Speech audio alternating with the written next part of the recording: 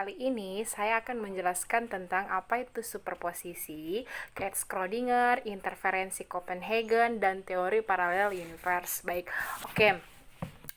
Yang pertama yang akan saya jelaskan yaitu superposisi, di mana superposisi ini dalam dunia mekanika kuantum adalah suatu partikel yang bisa berada dalam dua keadaan sekaligus, di mana secara matematis ini mengacu pada properti solusi untuk persamaan Schrödinger, karena persamaan Schrödinger adalah linear, di mana setiap kombinasi linear dari solusi juga akan menjadi solusi.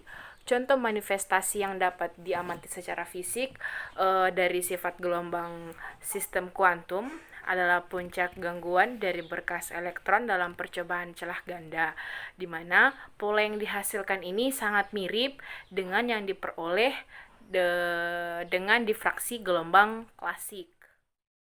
Nah, yang kedua yaitu tentang kucing Schrödinger atau biasa disebut dengan Kac-Schrödinger, di mana kucing Schrödinger ini adalah suatu eksperimen pikiran, terkadang digambarkan juga sebagai paradoks. Kac-Schrödinger ini dirancang oleh seorang ahli fisikawan yang berasal dari Austria bernama Erwin Schrödinger pada tahun 1935. Eksperimen ini menggambarkan tentang apa yang dilihatnya sebagai masalah interpretasi Copenhagen mekanika kuantum yang diterapkan pada objek sehari-hari, di mana pada eksperimen pikiran ini ada seekor kucing, sebotol racun, dan sebuah sumber radioaktif ditempatkan dalam kotak yang tertutup. Jika ada aktivitas yang dilakukan oleh kucing tersebut, maka racun yang ada pada kotak itu pun akan membunuh si kucing ini. Begitupun sebaliknya, jika tidak ada aktivitas yang dilakukan oleh kucing ini, maka dia tidak akan mati. Ini menyiratkan bahwa setelah beberapa saat, kucing itu berada dalam keadaan hidup atau mati secara serentak. Namun, ketika seseorang melihat ke dalam kotak, orang tersebut akan melihat kucing itu antara hidup atau mati. Nah, dalam artian ini dia 50% akan hidup dan 50% akan hidup. Ini terjadi apabila ada seorang pengamat. Apabila tidak ada seorang pengamat, maka kedua hal ini akan terjadi secara bersamaan antara hidup ataupun mati. Begitu. Kemudian sekarang yang ketiga yaitu tentang interferensi Copenhagen atau biasa kita sebut dengan eksperimen celah ganda, di mana dalam fisika modern percobaan celah ganda ini adalah sebuah demonstrasi bahwa cahaya dan materi dapat menampilkan karakteristik gelombang dan partikel yang didefinisikan secara klasik. Lebih dari itu, ini menampilkan sifat probabilistik yang fundamental dari fenomena mekanika kuantum. Interferensi Copenhagen tentang kuantum pada intinya adalah tentang superposisi kuantum, di mana penjelasannya ini sangat sederhana, adalah tentang elektron bisa berada pada beberapa keadaan yang secara bersamaan.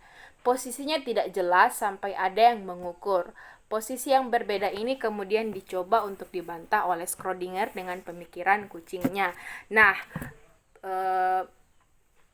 mungkin ada timbul pertanyaan dari teman-teman, apa yang lebih dulu ada? Apakah eksperimen pikiran tentang Kac-Schrödinger atau interferensi Copenhagen? Nah, di sini yang pertama itu adalah interferensi Copenhagen.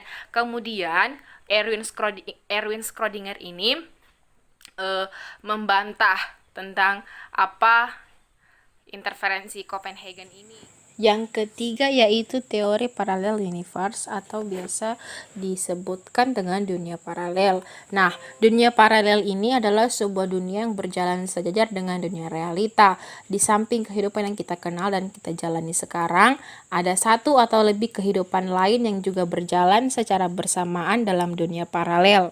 Awalnya, dunia paralel hanya sebuah imajinasi dalam cerita fiksi, tapi kini makin banyak teori yang dijadikan jembatan untuk menjelaskan dan mendukung keberadaan dunia paralel.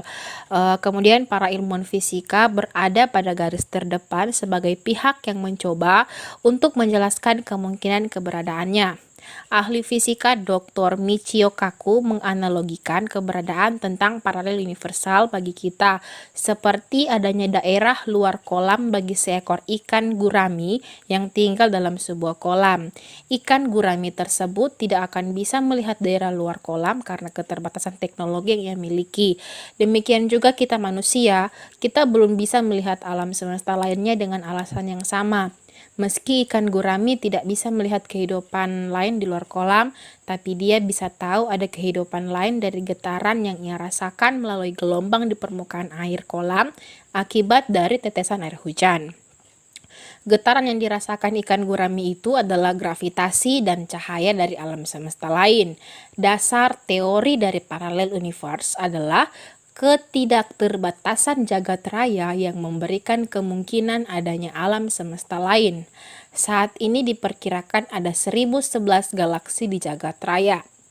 Jadi bukan tidak mungkin jika selain di galaksi yang kita tinggali, ada kehidupan yang juga sedang berlangsung. Para ahli fisika kuantum jelas-jelas menyatakan percaya bahwa tiap detik tercipta dunia paralel seseorang yang berisi kemungkinan kejadian, termasuk kebalikan dari peristiwa yang kita alami di dunia nyata. Misalnya, di dunia nyata, kita bisa menyeberang jalan dengan selamat. Di dunia paralel pertama, kita bisa saja berhasil menyeberang, tapi kemungkinan tersungkur. Di dunia paralel berikutnya, bisa saja kita bahkan tidak tertolong. Karena sewaktu menyeberang, ada mobil yang sedang melaju kencang ke arah kita. Max Tegmark, seorang profesor fisika dan astronomi di Universitas Pennsylvania, sangat percaya keberadaan tentang parallel universe ini. Dalam salah satu artikelnya yang berjudul Parallel Universe, Max Tegmark mengungkapkan bahwa ada 4 tingkatan parallel universe.